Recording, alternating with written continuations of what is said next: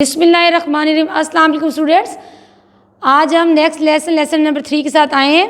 थोड़ा सा मैं आपको प्रीवियस लेसन की समरी देना चाहूँगी। कल हमने स्टार्ट किया हुआ था, जहाँ हमने एंड किया था वहीं से हम स्टार्ट करेंगे, लेकिन उससे पहले आपको प्रीवियस लेसन बताएंगे। कल हमने पढ़ा था व्हाट इज़ थोरेसिक चैम्बर या थोरेसिक कैविटी। हमारी बॉडी कैविटी, जो हमारी बॉडी कैविटी है, दो पार्ट्स में डिवाइडेड होती है। अपर कैविटी को थोरेसिक कैविटी कहते हैं, नीचे वाले हिस्से को इसको एब्डोमिनल कैविटी कहते हैं। ठीक है, अगर इस कैविटी को हम काटें, यहाँ से काट दें, यहाँ से काट दें, ऐसे गोल बन जाएगी, गोल गोल बनेगी। ऐसे कैविटी को काट दे, ऐसे कोई तो इसकी थिकनेस होगी, जो इसकी थिकनेस होगी, काटे यहाँ से, इसकी थिकनेस जो होगी उसे हम कहेंगे बॉडी वॉल। स्किन होगी, उसके अंदर मसल्स होंगे, फिर बोनी स्ट्रक्चर भी आएंगे। ये कैविटी, ऊपर वाली कैविटी थोरेसिक कैविटी या थोरेसिक चैम्बर, मैं लिख रही हूँ थोरेसिक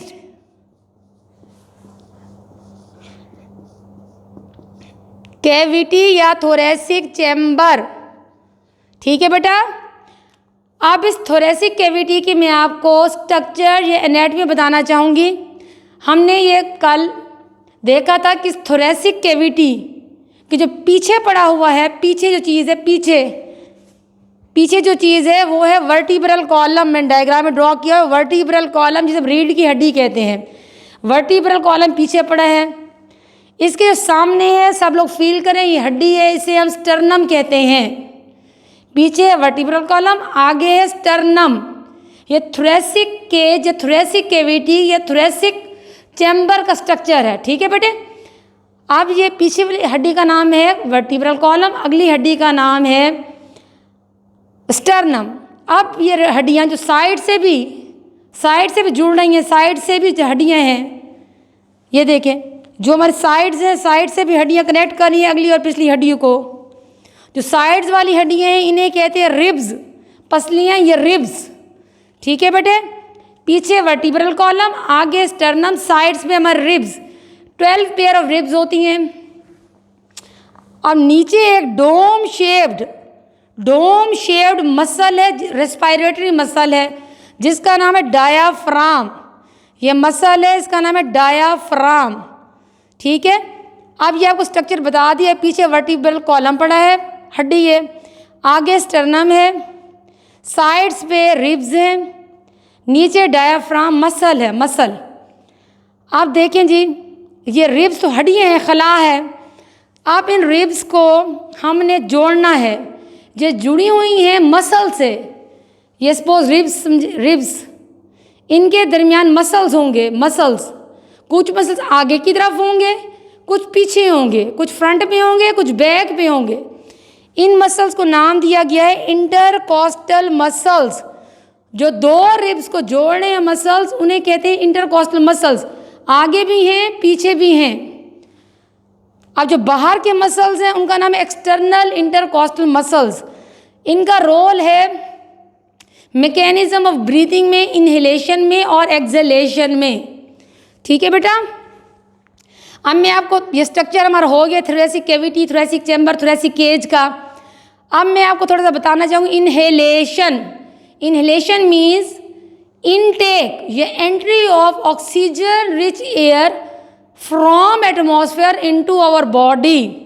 ठीक है, एक्सहेलेशन था removal of carbon dioxide rich air from body into the environment.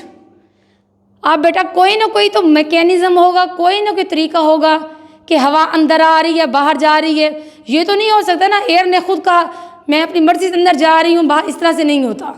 कोई ना कोई मैकेनिज्म होगा जिसके थ्रू एयर अंदर आती है या बाहर जाती है।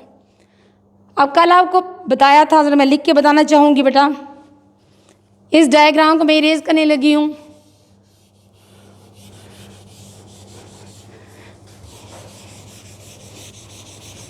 हमने कल वाले लेक्चर में देखा था, पढ़ा था, एक बात आपको बताई थी, वॉल्यूम इज इनवर्सली प्रोपोर्शनल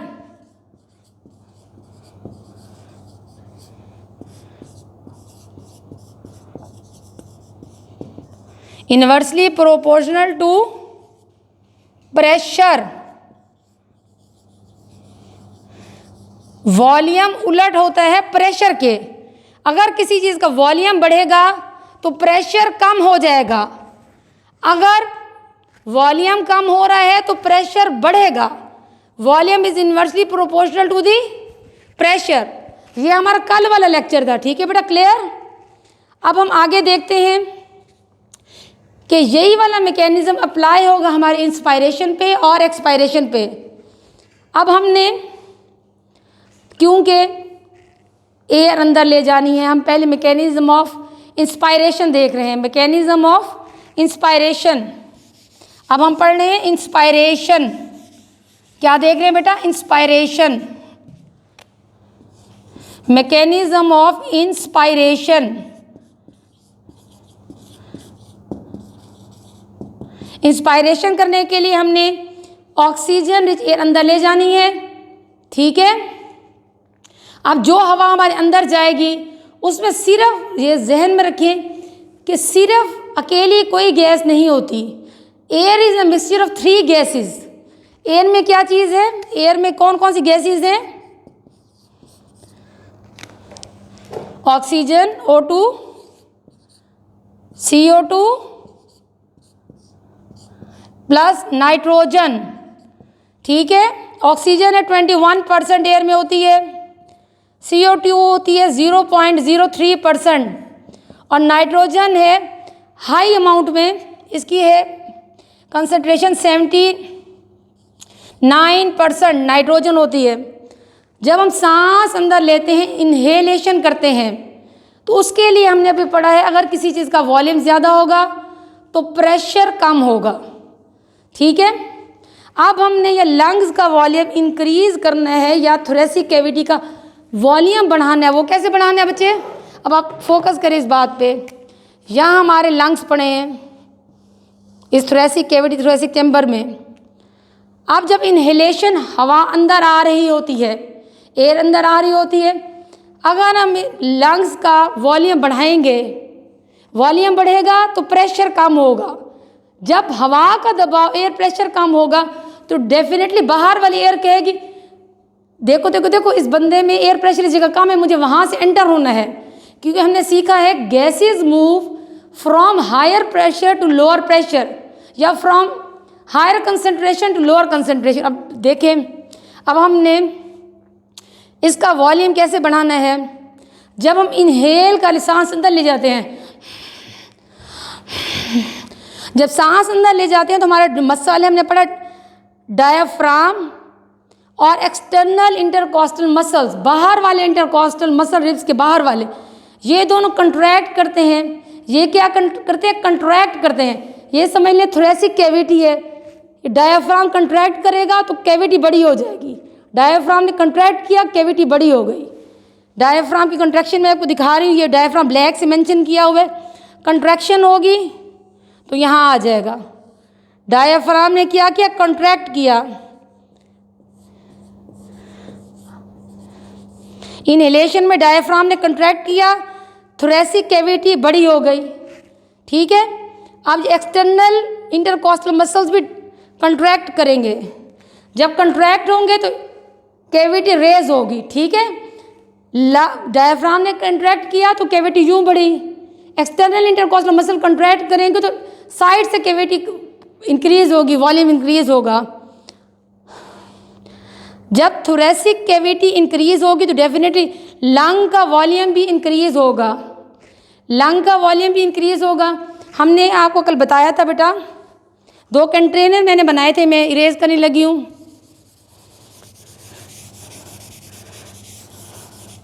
दो कंटेनर मैंने बताए थे, आपको समझाया था। एक ये कंटेनर है, एक बड़ा कंटेनर है। दोनों में एयर मॉलिक्यूल्स पड़े हैं।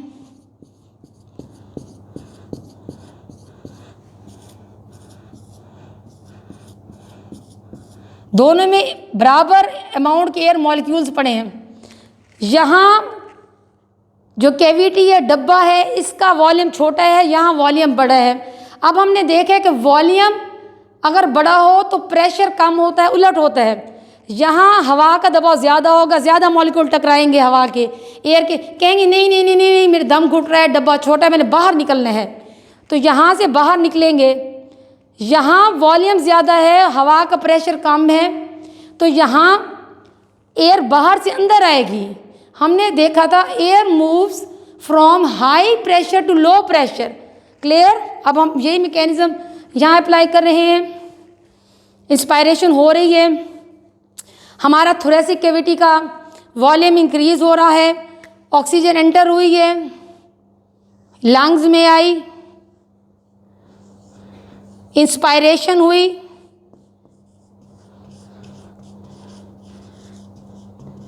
क्लियर बेटा। इंस्पायरेशन के लिए हमने लंग का वॉल्यूम बढ़ाया है, जिसके लिए हमें थोरेसिक चैम्बर का वॉल्यूम इंक्रीज करना पड़ा है। उसके इंक्रीज के लिए हमने डायफ्राम और एक्सटर्नल इंटरकॉस्टल कंट्रैक्ट किए हैं। वॉल्यूम ऐसे भी बढ़ा और ऐसे भी बढ़ा। जब वॉल्यूम बढ़ा तो एयर प्रेशर कम हुआ, बाहर एटमॉस्फेयर में बहुत हवा थी, प्रेशर ज़्यादा था, बाहर वाली हवा ने कहा इसमें तो प्रेशर कम है, चलो मैं इसके लंग्स में घुस जाती हूँ। वहाँ से एयर एंटर हुई, लंग्स में है, तो हमारी इंस्पायरेशन का मैकेनिज्म हो गया। अब मैं आपको लिख के बताऊँगी ये बेटा।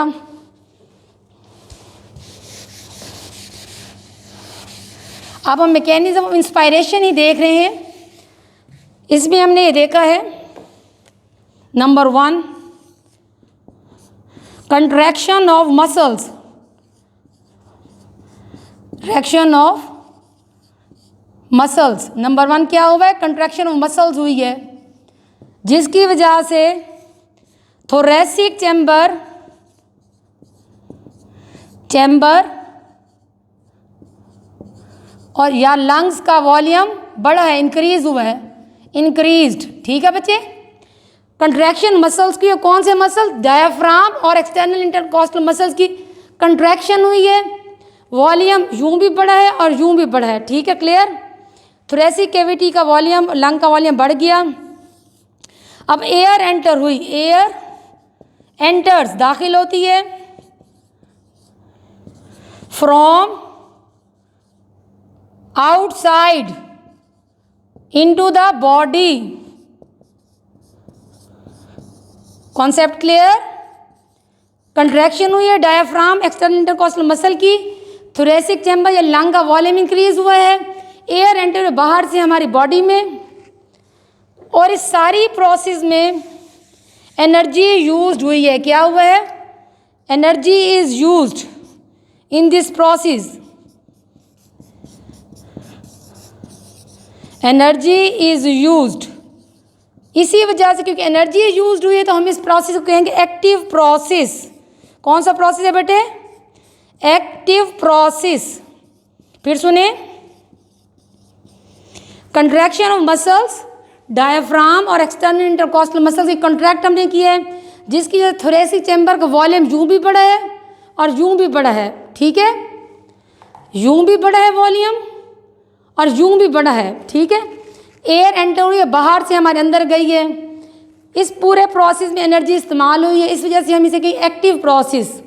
अब हम आगे देखते हैं मैकेनिज्म ऑफ एक्सेलेशन। ये हमारा आज का लास्ट टॉपिक है, मैकेनिज्म ऑफ एक्सेलेशन।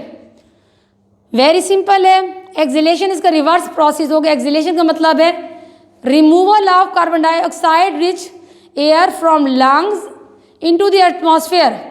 उसके लिए हमें थोरेसिक कैविटी लंग्स का वॉल्यूम रिड्यूस करना पड़ेगा। जब वॉल्यूम रिड्यूस होगा, यहाँ मसल्स कॉन्ट्रैक्ट किए हैं, हवा को बाहर निकालने के लिए जब सांस बाहर लेते हैं, जब हवा बाहर निकालते हैं तो muscles, external intercostal muscle, diaphragm relax करेंगे, अपने ओरिजिनल प्लेस पे आ जाएंगे। डायफ्राम और एक्सटर्नल इंटरकॉस्टल मसल्स रिलैक्स कर रहे हैं। अब जो वॉल्यूम थोरेसिक कैविटी या चैम्बर का यूं बढ़ा था या यूं बढ़ा था, वो रिड्यूस नॉर्मल पोजीशन पे आ जाएगा। यूं बढ़ा हुआ वॉल्यूम यूं हो जाएगा, यूं बढ़ा हुआ वॉल्यूम यूं हो जाएगा। ठीक है, और हवा जो है, air, carbon dioxide rich air exhale out हो जाएगी, निकल जाएगी। डायफ्राम रिलैक्स हो गया है, एक्सटर्नल इंटरकॉस्टल मसल्स भी रिलैक्स हो गए हैं। आज ये मैं लिख के बताना चाहूँगी बेटा आपको, इस प्रोसेस में क्या हुआ है।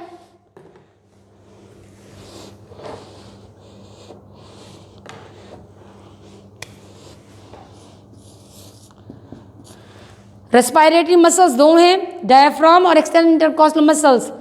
रिलैक्सेशन ऑफ मसल्स हुआ है, क्या हुआ है, रिलैक्सेशन ऑफ मसल्स। ठीक है, दोनों मसल्स रिलैक्स हुए हैं, जिनकी वजह से थोरेसिक कैविटी ये लंग वॉल्यूम डिक्रीज हो रहा है, वॉल्यूम ऑफ लंग या thoracic chamber, thoracic cavity decreases. जब वॉल्यूम कम होता है तो प्रेशर ज़्यादा होगा, एयर का दबाव जब लंग्स में ज़्यादा होगा, हमने पढ़ा था air always moves from high concentration या high pressure to lower pressure. Lungs में प्रेशर ज़्यादा है CO2 का, जिसकी वजह से एयर बाहर निकल जाएगी from high pressure to low pressure. कौन सी air, carbon dioxide rich air. इसमें air moves out from body into atmosphere.